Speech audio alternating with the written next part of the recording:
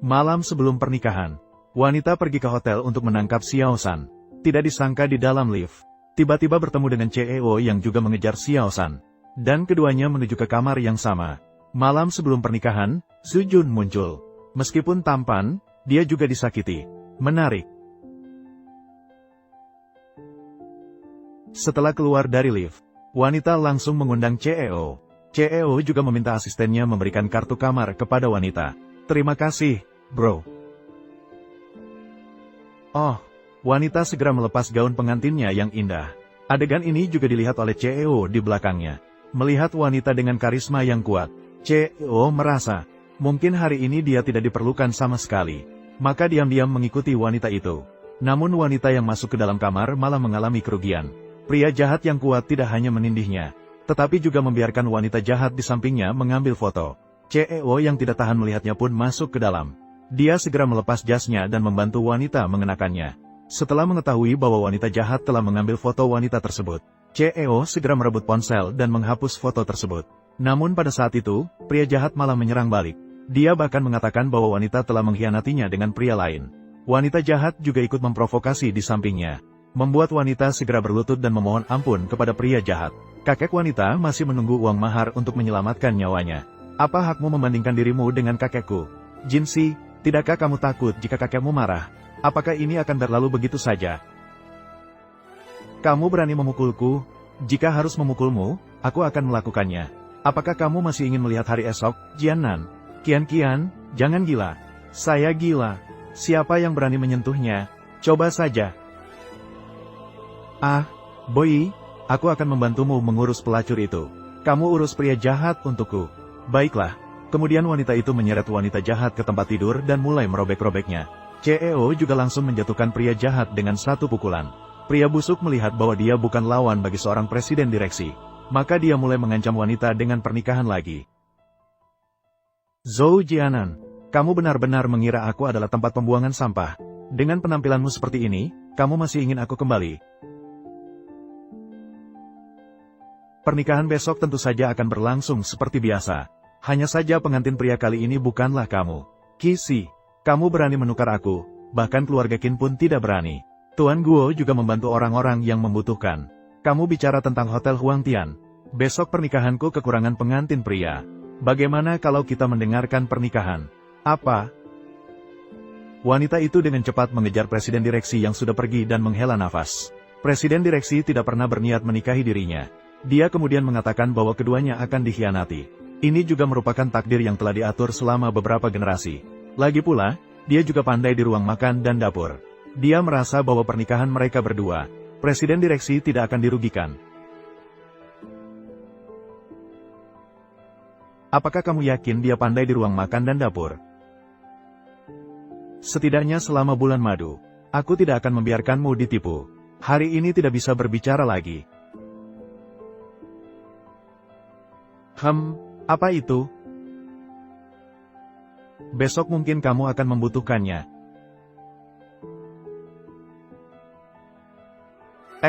Besok pasti harus pergi ke Hotel Crown itu. Pak Bo, apakah Anda benar-benar akan menikahi Qin Jie? Memiliki masalah. Qin Jie mengatakan dia baik dan sopan. Menurut Anda? Ah, Raja, Fajar, kamu gila. Saya ingin tahu seperti apa dia yang baik dan sopan. Dia berani memuji dirinya sendiri. Kamu juga percaya? CEO segera memerintahkan asisten untuk memesan cincin pernikahan. Ingin menjadi pria jahat tapi malah menikah lebih dulu. Dan di depan semua tamu, dia membatalkan pernikahan dengan wanita itu. Ayah tanpa mempertimbangkan segala hal. Sekali tamparan langsung mengenai wajah wanita itu. Ibu tiri dan saudara perempuan tiri juga membuat wanita itu meminta maaf kepada pria jahat. Melihat keluarga wanita itu menyerah, pria jahat itu semakin berani. Bahkan membuat wanita itu harus berlutut di depan umum untuk meminta maaf. Kenapa? Kakak, akui saja kesalahanmu. Jika hal ini tersebar, di mana kita akan meletakkan wajah keluarga Qin? Memikirkan keluarga Qin seperti ini. Atau kau menikah dengannya saja? Kata-kata bajingan. Kenapa kau gila? Kau lupa kalau kau gila. Bukankah aku baru keluar dari rumah sakit jiwa?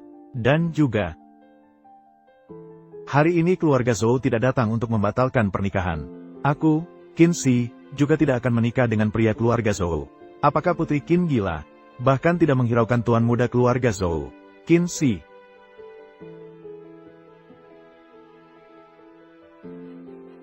Bagimu, hanya ada rambut hitam.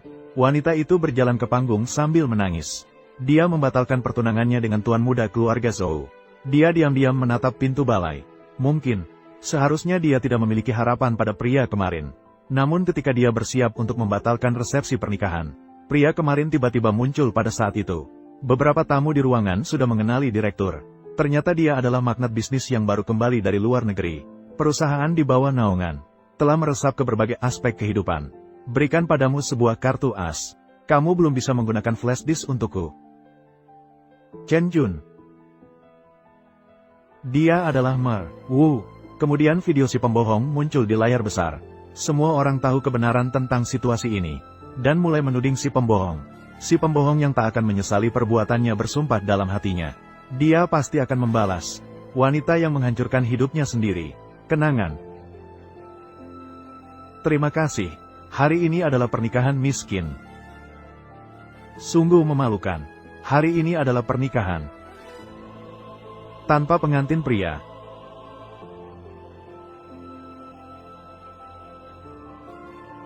Aku harus bagaimana? Bos besar tiba-tiba melamar. Mendengar bahwa miskin cocok untuk menjadi istri, maka jadilah pengantin baruku.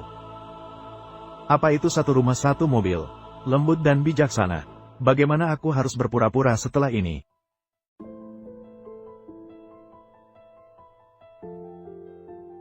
Mari kita lanjutkan pesta pernikahan hari ini. Qian, kamu berani menikahi pria liar ini. Tunggu sampai aku menghancurkanmu. Suami saya, Mer Guo. Pengantin wanita saya, Nona Qin. Namun wanita mengira bahwa CEO hanya membantu dia berakting. Bahkan cincin pernikahan pun sudah disiapkan.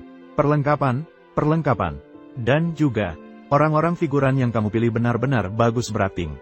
Di pernikahan ini, saya merasa sangat nyaman melihat pria dari keluarga Zhou kalah. Figuran, ya, hanya mereka membual bahwa kamu adalah CEO miliarder. Berakting dengan sangat baik. Apakah kamu pernah berpikir, mungkin dia berakting dengan tulus? Ternyata wanita tahu bahwa dia rendah.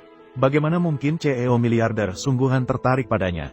Dia bahkan mencari seseorang untuk membuat sertifikat pernikahan pada malam itu.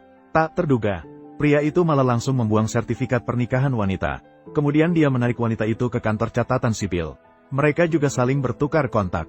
Wanita itu bahkan mengirimkan perjanjian pernikahan kepada CEO. Perjanjian pernikahan ini, terutama tentang kita harus saling bekerja sama, berperan sebagai pasangan. Tanggal pernikahan adalah 1 tahun. Ya tentu saja, tubuhmu tidak terlalu baik jika melibatkan warisan atau semacamnya. Jangan khawatir, nanti saya pasti tidak akan memanfaatkanmu. Hei, kenapa? Kita baru saja menikah. Masih di depan kantor catatan sipil. Kamu mengutuk saya. Saya tidak mungkin janda, karena saya sama sekali tidak akan membiarkanmu janda.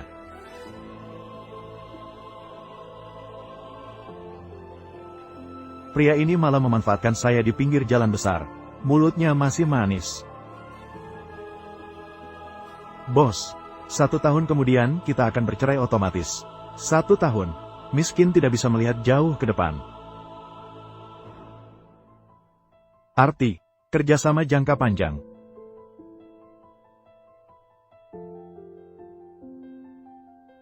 Nona Qin yang lembut dan berbudi luhur. Semoga kerjasama lancar. Semoga kerjasama lancar. Nona Qin, bro, malam ini ada acara di KTV Yang. Saya baru saja kembali dari luar negeri. Tempat yang lama. Teman-teman, jangan sampai tidak datang. Saya akan segera ke sana. Mom. Kamu punya urusan. Selamat tinggal. Bye-bye. Katakanlah, apa rencanamu malam ini untuk saya ikut serta bagaimana ya? Malam ini pergi menari di ruang karaoke. Orang yang akan kita tangkap malam ini berada di ruang 2303. Namun, saat wanita sedang menari, dia kebetulan dilihat oleh teman suaminya.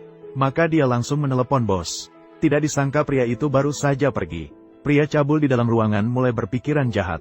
Wanita itu mendorong pria cabul itu. Dan dia mengambil botol bir dan memukul kepala pria itu.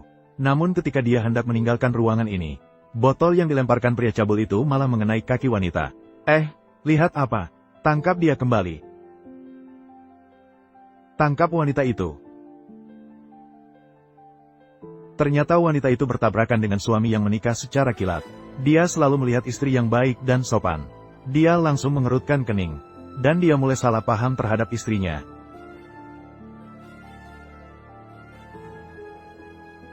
Bukan, bos, apakah kamu kenal wanita yang menari ini?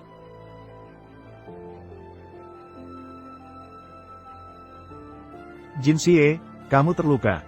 Jin Xie, di mana kamu Jin Xie? Masih ingin mengejarku? Si lelaki busuk mati saja di kehidupan berikutnya. Kenapa aku sangat tidak beruntung? Selalu bertemu dengan lelaki busuk. Kemana perempuan busuk itu pergi? Coba lihat apakah dia di gang.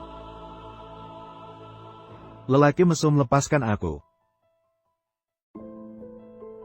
Lelaki mesum, kalau tidak ingin mati, diam saja.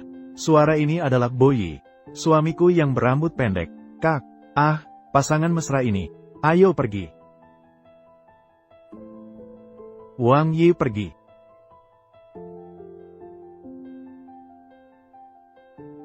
Terima kasih. Berpakaian seperti ini pergi menari di KTV. Inikah yang kamu sebut lembut dan bijaksana? Aku pikir aku harus memikirkannya lagi. Saya bekerja sama dengan kalian. Dia ingin berselingkuh. Wanita segera mulai berpura-pura lemah. Dan dengan lembut menarik lengan suaminya. Suami yang paham segera menggendong istrinya. Namun sekarang dia mulai meragukan identitas istrinya. Perasaan CEO. Istrinya tidak semudah yang terlihat.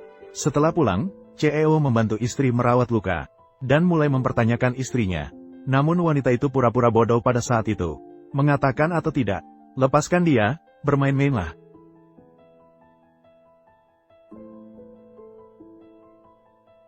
Pergi ke KTV dengan pria.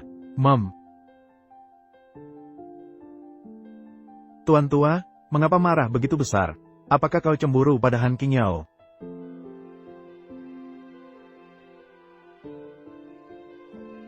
Chen Si, jaga wajahmu. Jangan terlalu berangan. Pria ini benar-benar suka menggoda. Jangan memanggil sembarangan di bawah seorang pria.